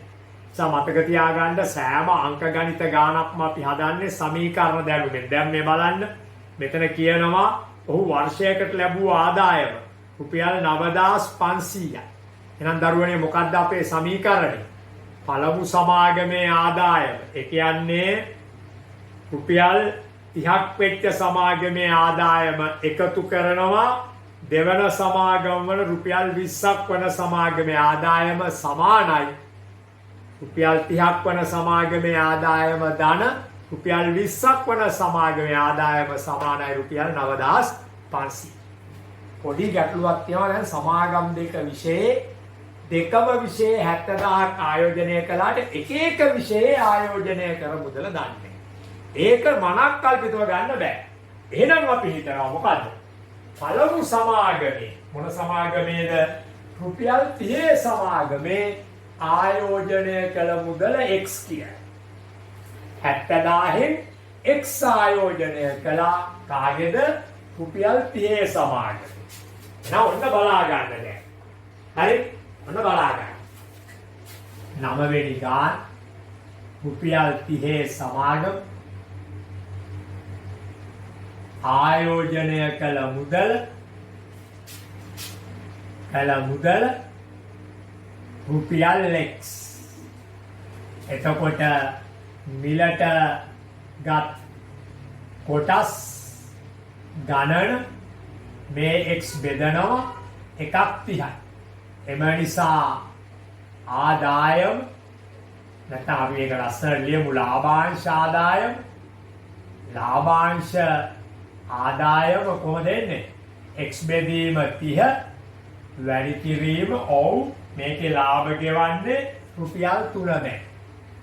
එතකොට පුතේ මේක කැපෙනවා. අපි කපලක් තියමු 3 වරක් 1යි 3 වරක් 10යි. ඒ නිසා X බෙදීම 10යි. ඔන්න පළවෙනි සමාගමේ ආදායම. මේකට දෙවෙනි සමාගමේ ආදායමත් එකතු කරපුවම 9500ට සමාන වෙන්නට ඕන. දැන් එනවා අපි රුපියල් කීයේ සමාගමද? ඔව්. රුපියල් 20ක් වූ කොටස් නේද? රුපියල් 20 සමාගම. හරි? එතකොට ඔන්න දැන් බලා ගන්න රුපියල් 20 සමාගමේ ඉතාල දෙගත් මේක තමයි ආයෝජනය කළ මුදල. අපි ළඟ තිබුණේ කීයද? 70000යි. ඒකෙන් අර උඩ සමාගමට x දැම්මා. හිතන්නකෝ උඩ සමාගමට 40000ක් දැම්මා නම් අඩු කරනවා 40000. එන්නේ 30000. මේකේ ඔන්නෝ මේක සුළු කරගන්න බෑ. මේක වීඩියෝ පදයක්, මේක තනි පදයක් නිසා බ්‍රැකට් එක වරහනක් වහන. ඔන්න ආයෝජනය කළ මුදල. ඔන්න රුපියලුත් දාන්න. ඔන්න එහෙනම් අර විදියටම මිලට ගත් කොටස් ගණන 70000 ඍණ x බෙදමු අපි 20. කවදාකවත් බිඳුව බිඳුව කපන්න බෑ. මෙතන තනි උත්තරයක් තියෙන. ඒක සුළු වෙනම කපන්න බෑ. ඔන්න ඒ නිසා මොකද්ද? ලාභාංශ ආදාය. අකුරු බලා ගන්න. අකුරු පොඩි. හරි. 70000යි ඍණ x බෙදීම 20. වැඩි කිරීම කීය ගානේ ගෙවනවද? ඉතිරි කොටස වාර්ෂික ලාභාංශ රුපියල් 4ක් ගෙවන. මෙන්න මේ දෙන්න කෙපෙක මේකට අතවත් තියන්න බෑ. මේක තනි පදයක්. 4 වරක් 1යි 4 වරක් 5යි. එහෙනම් උත්තරයක් එනවා. යා සංකීර්ණ උත්තරයක්. බෙදීම 5. දැන් මේ දෙකේ එකතු මොන දෙකේ? මෙන්න මේ දෙකේ එකතුව කීයයිද? 95000 බලන්න. රුපියල් 9500. ඒ දෙකේ එකතුව රුපියල් 9500. එම නිසා ඔන්න අපි දැන් සමීකරණයට යනවා. දැයිතා හොඳින් බලා ගන්න. රුපියල් 30 සමාගමෙන් ලද ලාභාංශ ආදායම ධන රුපියල් 20 සමාගමෙන් ලද ලාභාංශ ආදායම දෙකේ එකතු. x බෙදීම 10 එකතු 7000යි ඍණ x බෙදීම 5 සමානයි 9500. ඔතනින් තමයි අපි ගන්නට එන්නේ. දැන් ඉතින් මේ සරල සමීකරණය x ගේ සරල සමීකරණය x ගේ සමගාමීවත් වර්ගජවත් මේ සරල සමීකරණය. මේ සරල සමීකරණය විසඳා අපි x ගේ හොරේ. එතකොට අපෙන් අහන උත්තරේ තමයි මොකද්ද? 1x සමාගමේ ආයෝජනය කළ මුදල් වෙන වෙනම සොයන්න. රුපියල් 20 සමාගමේ ආයෝජනය කළ මුදල මෙච්චරයි. රුපියල් 30 සමාගමේ ආයෝජනය කළ මුදල මෙච්චරයි උත්තරේ. දැන් මේක හදන්නේ මෙහෙමයි. මේක දෙකෙන් වැඩි කරනවා. පොදු හරයකට එන්න එපායි. අන්න. මෙයාවත් දෙකෙන් වැඩි කරනවා. මොකද භාගයක යට විතරක් වැඩි කරලා බෑ. උඩත් වැඩි කරන්න ඕන. නැත්තම් භාගය අගය වෙනස්. ඔන්න අපිට හොමේනවා ධන. මෙන්න මේකත් 10 වෙලා මෙහෙම එනවා. දෙවරක් බිඳුවයි, දෙවරක් බිඳුවයි, දෙවරක් බිඳුවයි, දෙවරක් 14යි ඍණ. දෙවරක් x 2x සමානයි 9500. එතකොට දැන් එනවා අපිට 10 උඩ 14000ක් නම් මුකුත් අතවත් තියන්න වෙන්නේ නැහැ. මොකද එයත් එක්කලා සම්බන්ධ නැහැ නේද ගාව? x ඍණ 2x. මෙතන තියෙන්නේ ධන x, මෙතන තියෙන්නේ ඍණ 2x. ධන x ඍණ 2x කියන්නේ ඍණ x. ඍණ 2x මේ දෙක සජාතීයයි. මෙයාගේ ලකුණ ඍණ, මෙයාගේ ලකුණ ධන. ලකුණු අසමාන නිසා එකතු වෙන්නේ නැහැ. අඩු වෙනවා. අඩු වෙන්නේ ලොකු එකෙන් පොඩි එක. මොකද්ද ලොකු එක? 2x. මොකද්ද පොඩි එක? x. 2x දැන් x ගියාම 1x කෙනෙක් ඉතුරුයි. පිළිතුර තබන්නේ මෙහෙම අඩු කරපුවම ලොකු කෙනාගේ ලකුණෙන් කවුද ලොකු කෙනා? 2x. ඔයාගේ ලකුණ මේ ඉස්සරහා තියෙනවා ඒක ඍණ. ඒ නිසා මේකත් ඍණ වෙනවා. සමානයි 9500. මෙතෙන්ට අතවත් තියන්න බෑ දැනට. මෙන්න මෙහෙම වැඩි වෙනවා. ඒ කියන්නේ මේ 10 නැති කරන්න මේක 10න් වැඩි කරනවා, මේකත් 10න් වැඩි කරනවා. එතකොට මේ පැත්ත අර අපි ඉස්සරහට කියපිටි 95000ක් වෙනවා. මේ පැත්තේ 10 නැතු වෙනවා. දැන් අක්ෂර මේ කරේ මොකද්ද?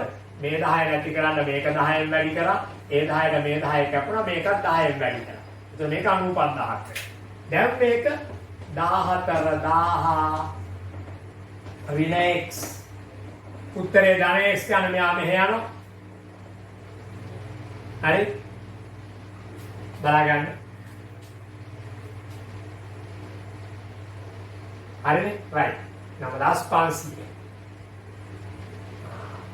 මේක දෙකෙන් වඩනා දෙවරක් 14000යි. ඊට 2x. හරි?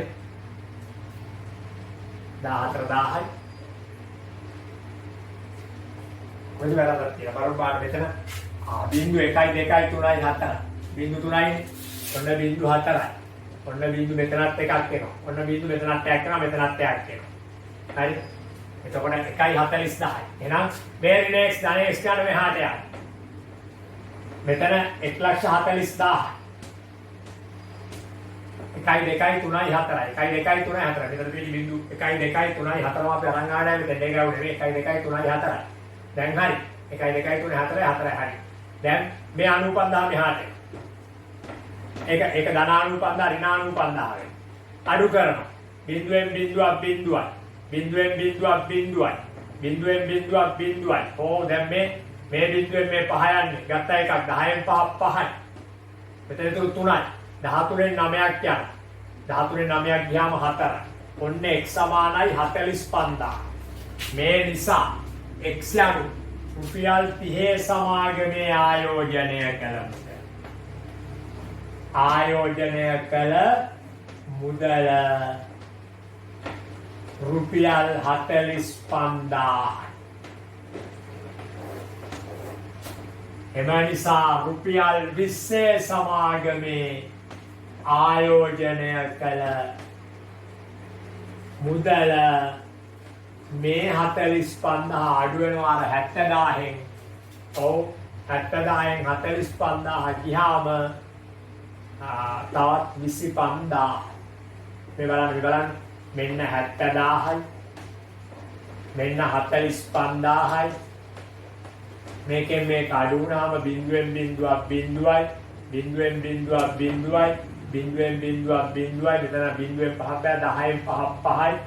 මෙතන ඉතුරු 6යි 6න් 4ක් 2යි. ඒ නිසා 25000යි රුපියල් ලාරුයන්ට දාන්න ඕන. ආයෝජනය කළ මුදල රුපියල් 25000. ඔන්න ඔහොම අපි මේ ගාන ඉතා වැදගත් ගාන. සමාගම් දෙකක් විශේෂයි ආයෝජනය කළ මුළු මුදල දුන්නම වෙන වෙනම එක් සමාගමේ ආයෝජනය කර ඇත්තේ කොපමණද කියලා සොයන්න. අද අපි මේ අවසන් කරන්නේ අපේ 10 වෙනි පාඩම එවත් කොටස් වෙළඳපොළ කියන පාඩම. මේක ඉතා වැදගත් පාඩමක්, ඉතා අමාරු පාඩමක්. මේ මාර්ගස්ත ක්‍රමය මගින් කරන්නත් හොඳ නැති පාඩමක් මේ මම්ම කරන්නේ. හැබැයි මම බොහොම පැහැදිලිව ඉතා හොඳට පැහැදිලිව තේරුම් ගැනීමට කරලා තියෙනවා. ඔයාලට ඉතිරි වෙනවා දැන් මේකේ හෝම්වර්ක් කීපයක්. 10 වෙනි ගාන, අවසාන ගාන. සහ එහා පැත්තේ තියෙනවා මිශ්‍ර අභ්‍යාස 4. ඒතර ගණන් 5ක් හෝම්වර්ක් තියෙනවා. මීට කලින් අපි 3 වෙනි ගානත් කරන්න නැතුව තියෙන එකත් කරගන්න ඕන. අර වගුවෙත් තා පොඩි කොටස් ටිකක් තියෙනවා. ඒ ටික නැවත මතක් කරනවා අදම අවසන් කරන්න. මේක හෙට අවසන් කරන්න ගියොත් මේවා තේරෙන්නේ නැතුව යනවා. ඒක නෙවෙයි ඉගෙන ගැනීමේ ක්‍රමය අදම අවසන් කිරීම. එහෙනම් පාඩම අවසන් කරලා මත්තෙන් හැමදාම කියන දේ මොකද්ද? කරුණා කරලා දැන් මේ පාඩමත් ඔයාලගේ සියලුම දන්න ඉන්න ඔක්කොම සියලු දෙනාට සියලු මේ මිත්‍රයින්ට මේක යවන්න, මේකට සම්බන්ධ වෙන ආකාරව හැක්කි පිරිසක් මේකට සම්බන්ධ. මොකද මේ කාල සීමාවේ මේකෙන් වැඩි පිරිසක් ප්‍රයෝජන ගැනීම ඕගොල්ලන්ට බොහොම පිනක් සහ හොඳ ප්‍රතිඵල ලැබෙන දෙයක්. ඒ නිසා ඒකට උත්සාහ කරන්න. මමත් ඒ වෙනුවෙන් උත්සාහ කරන්නේ ඒකට උදව් කරන්න.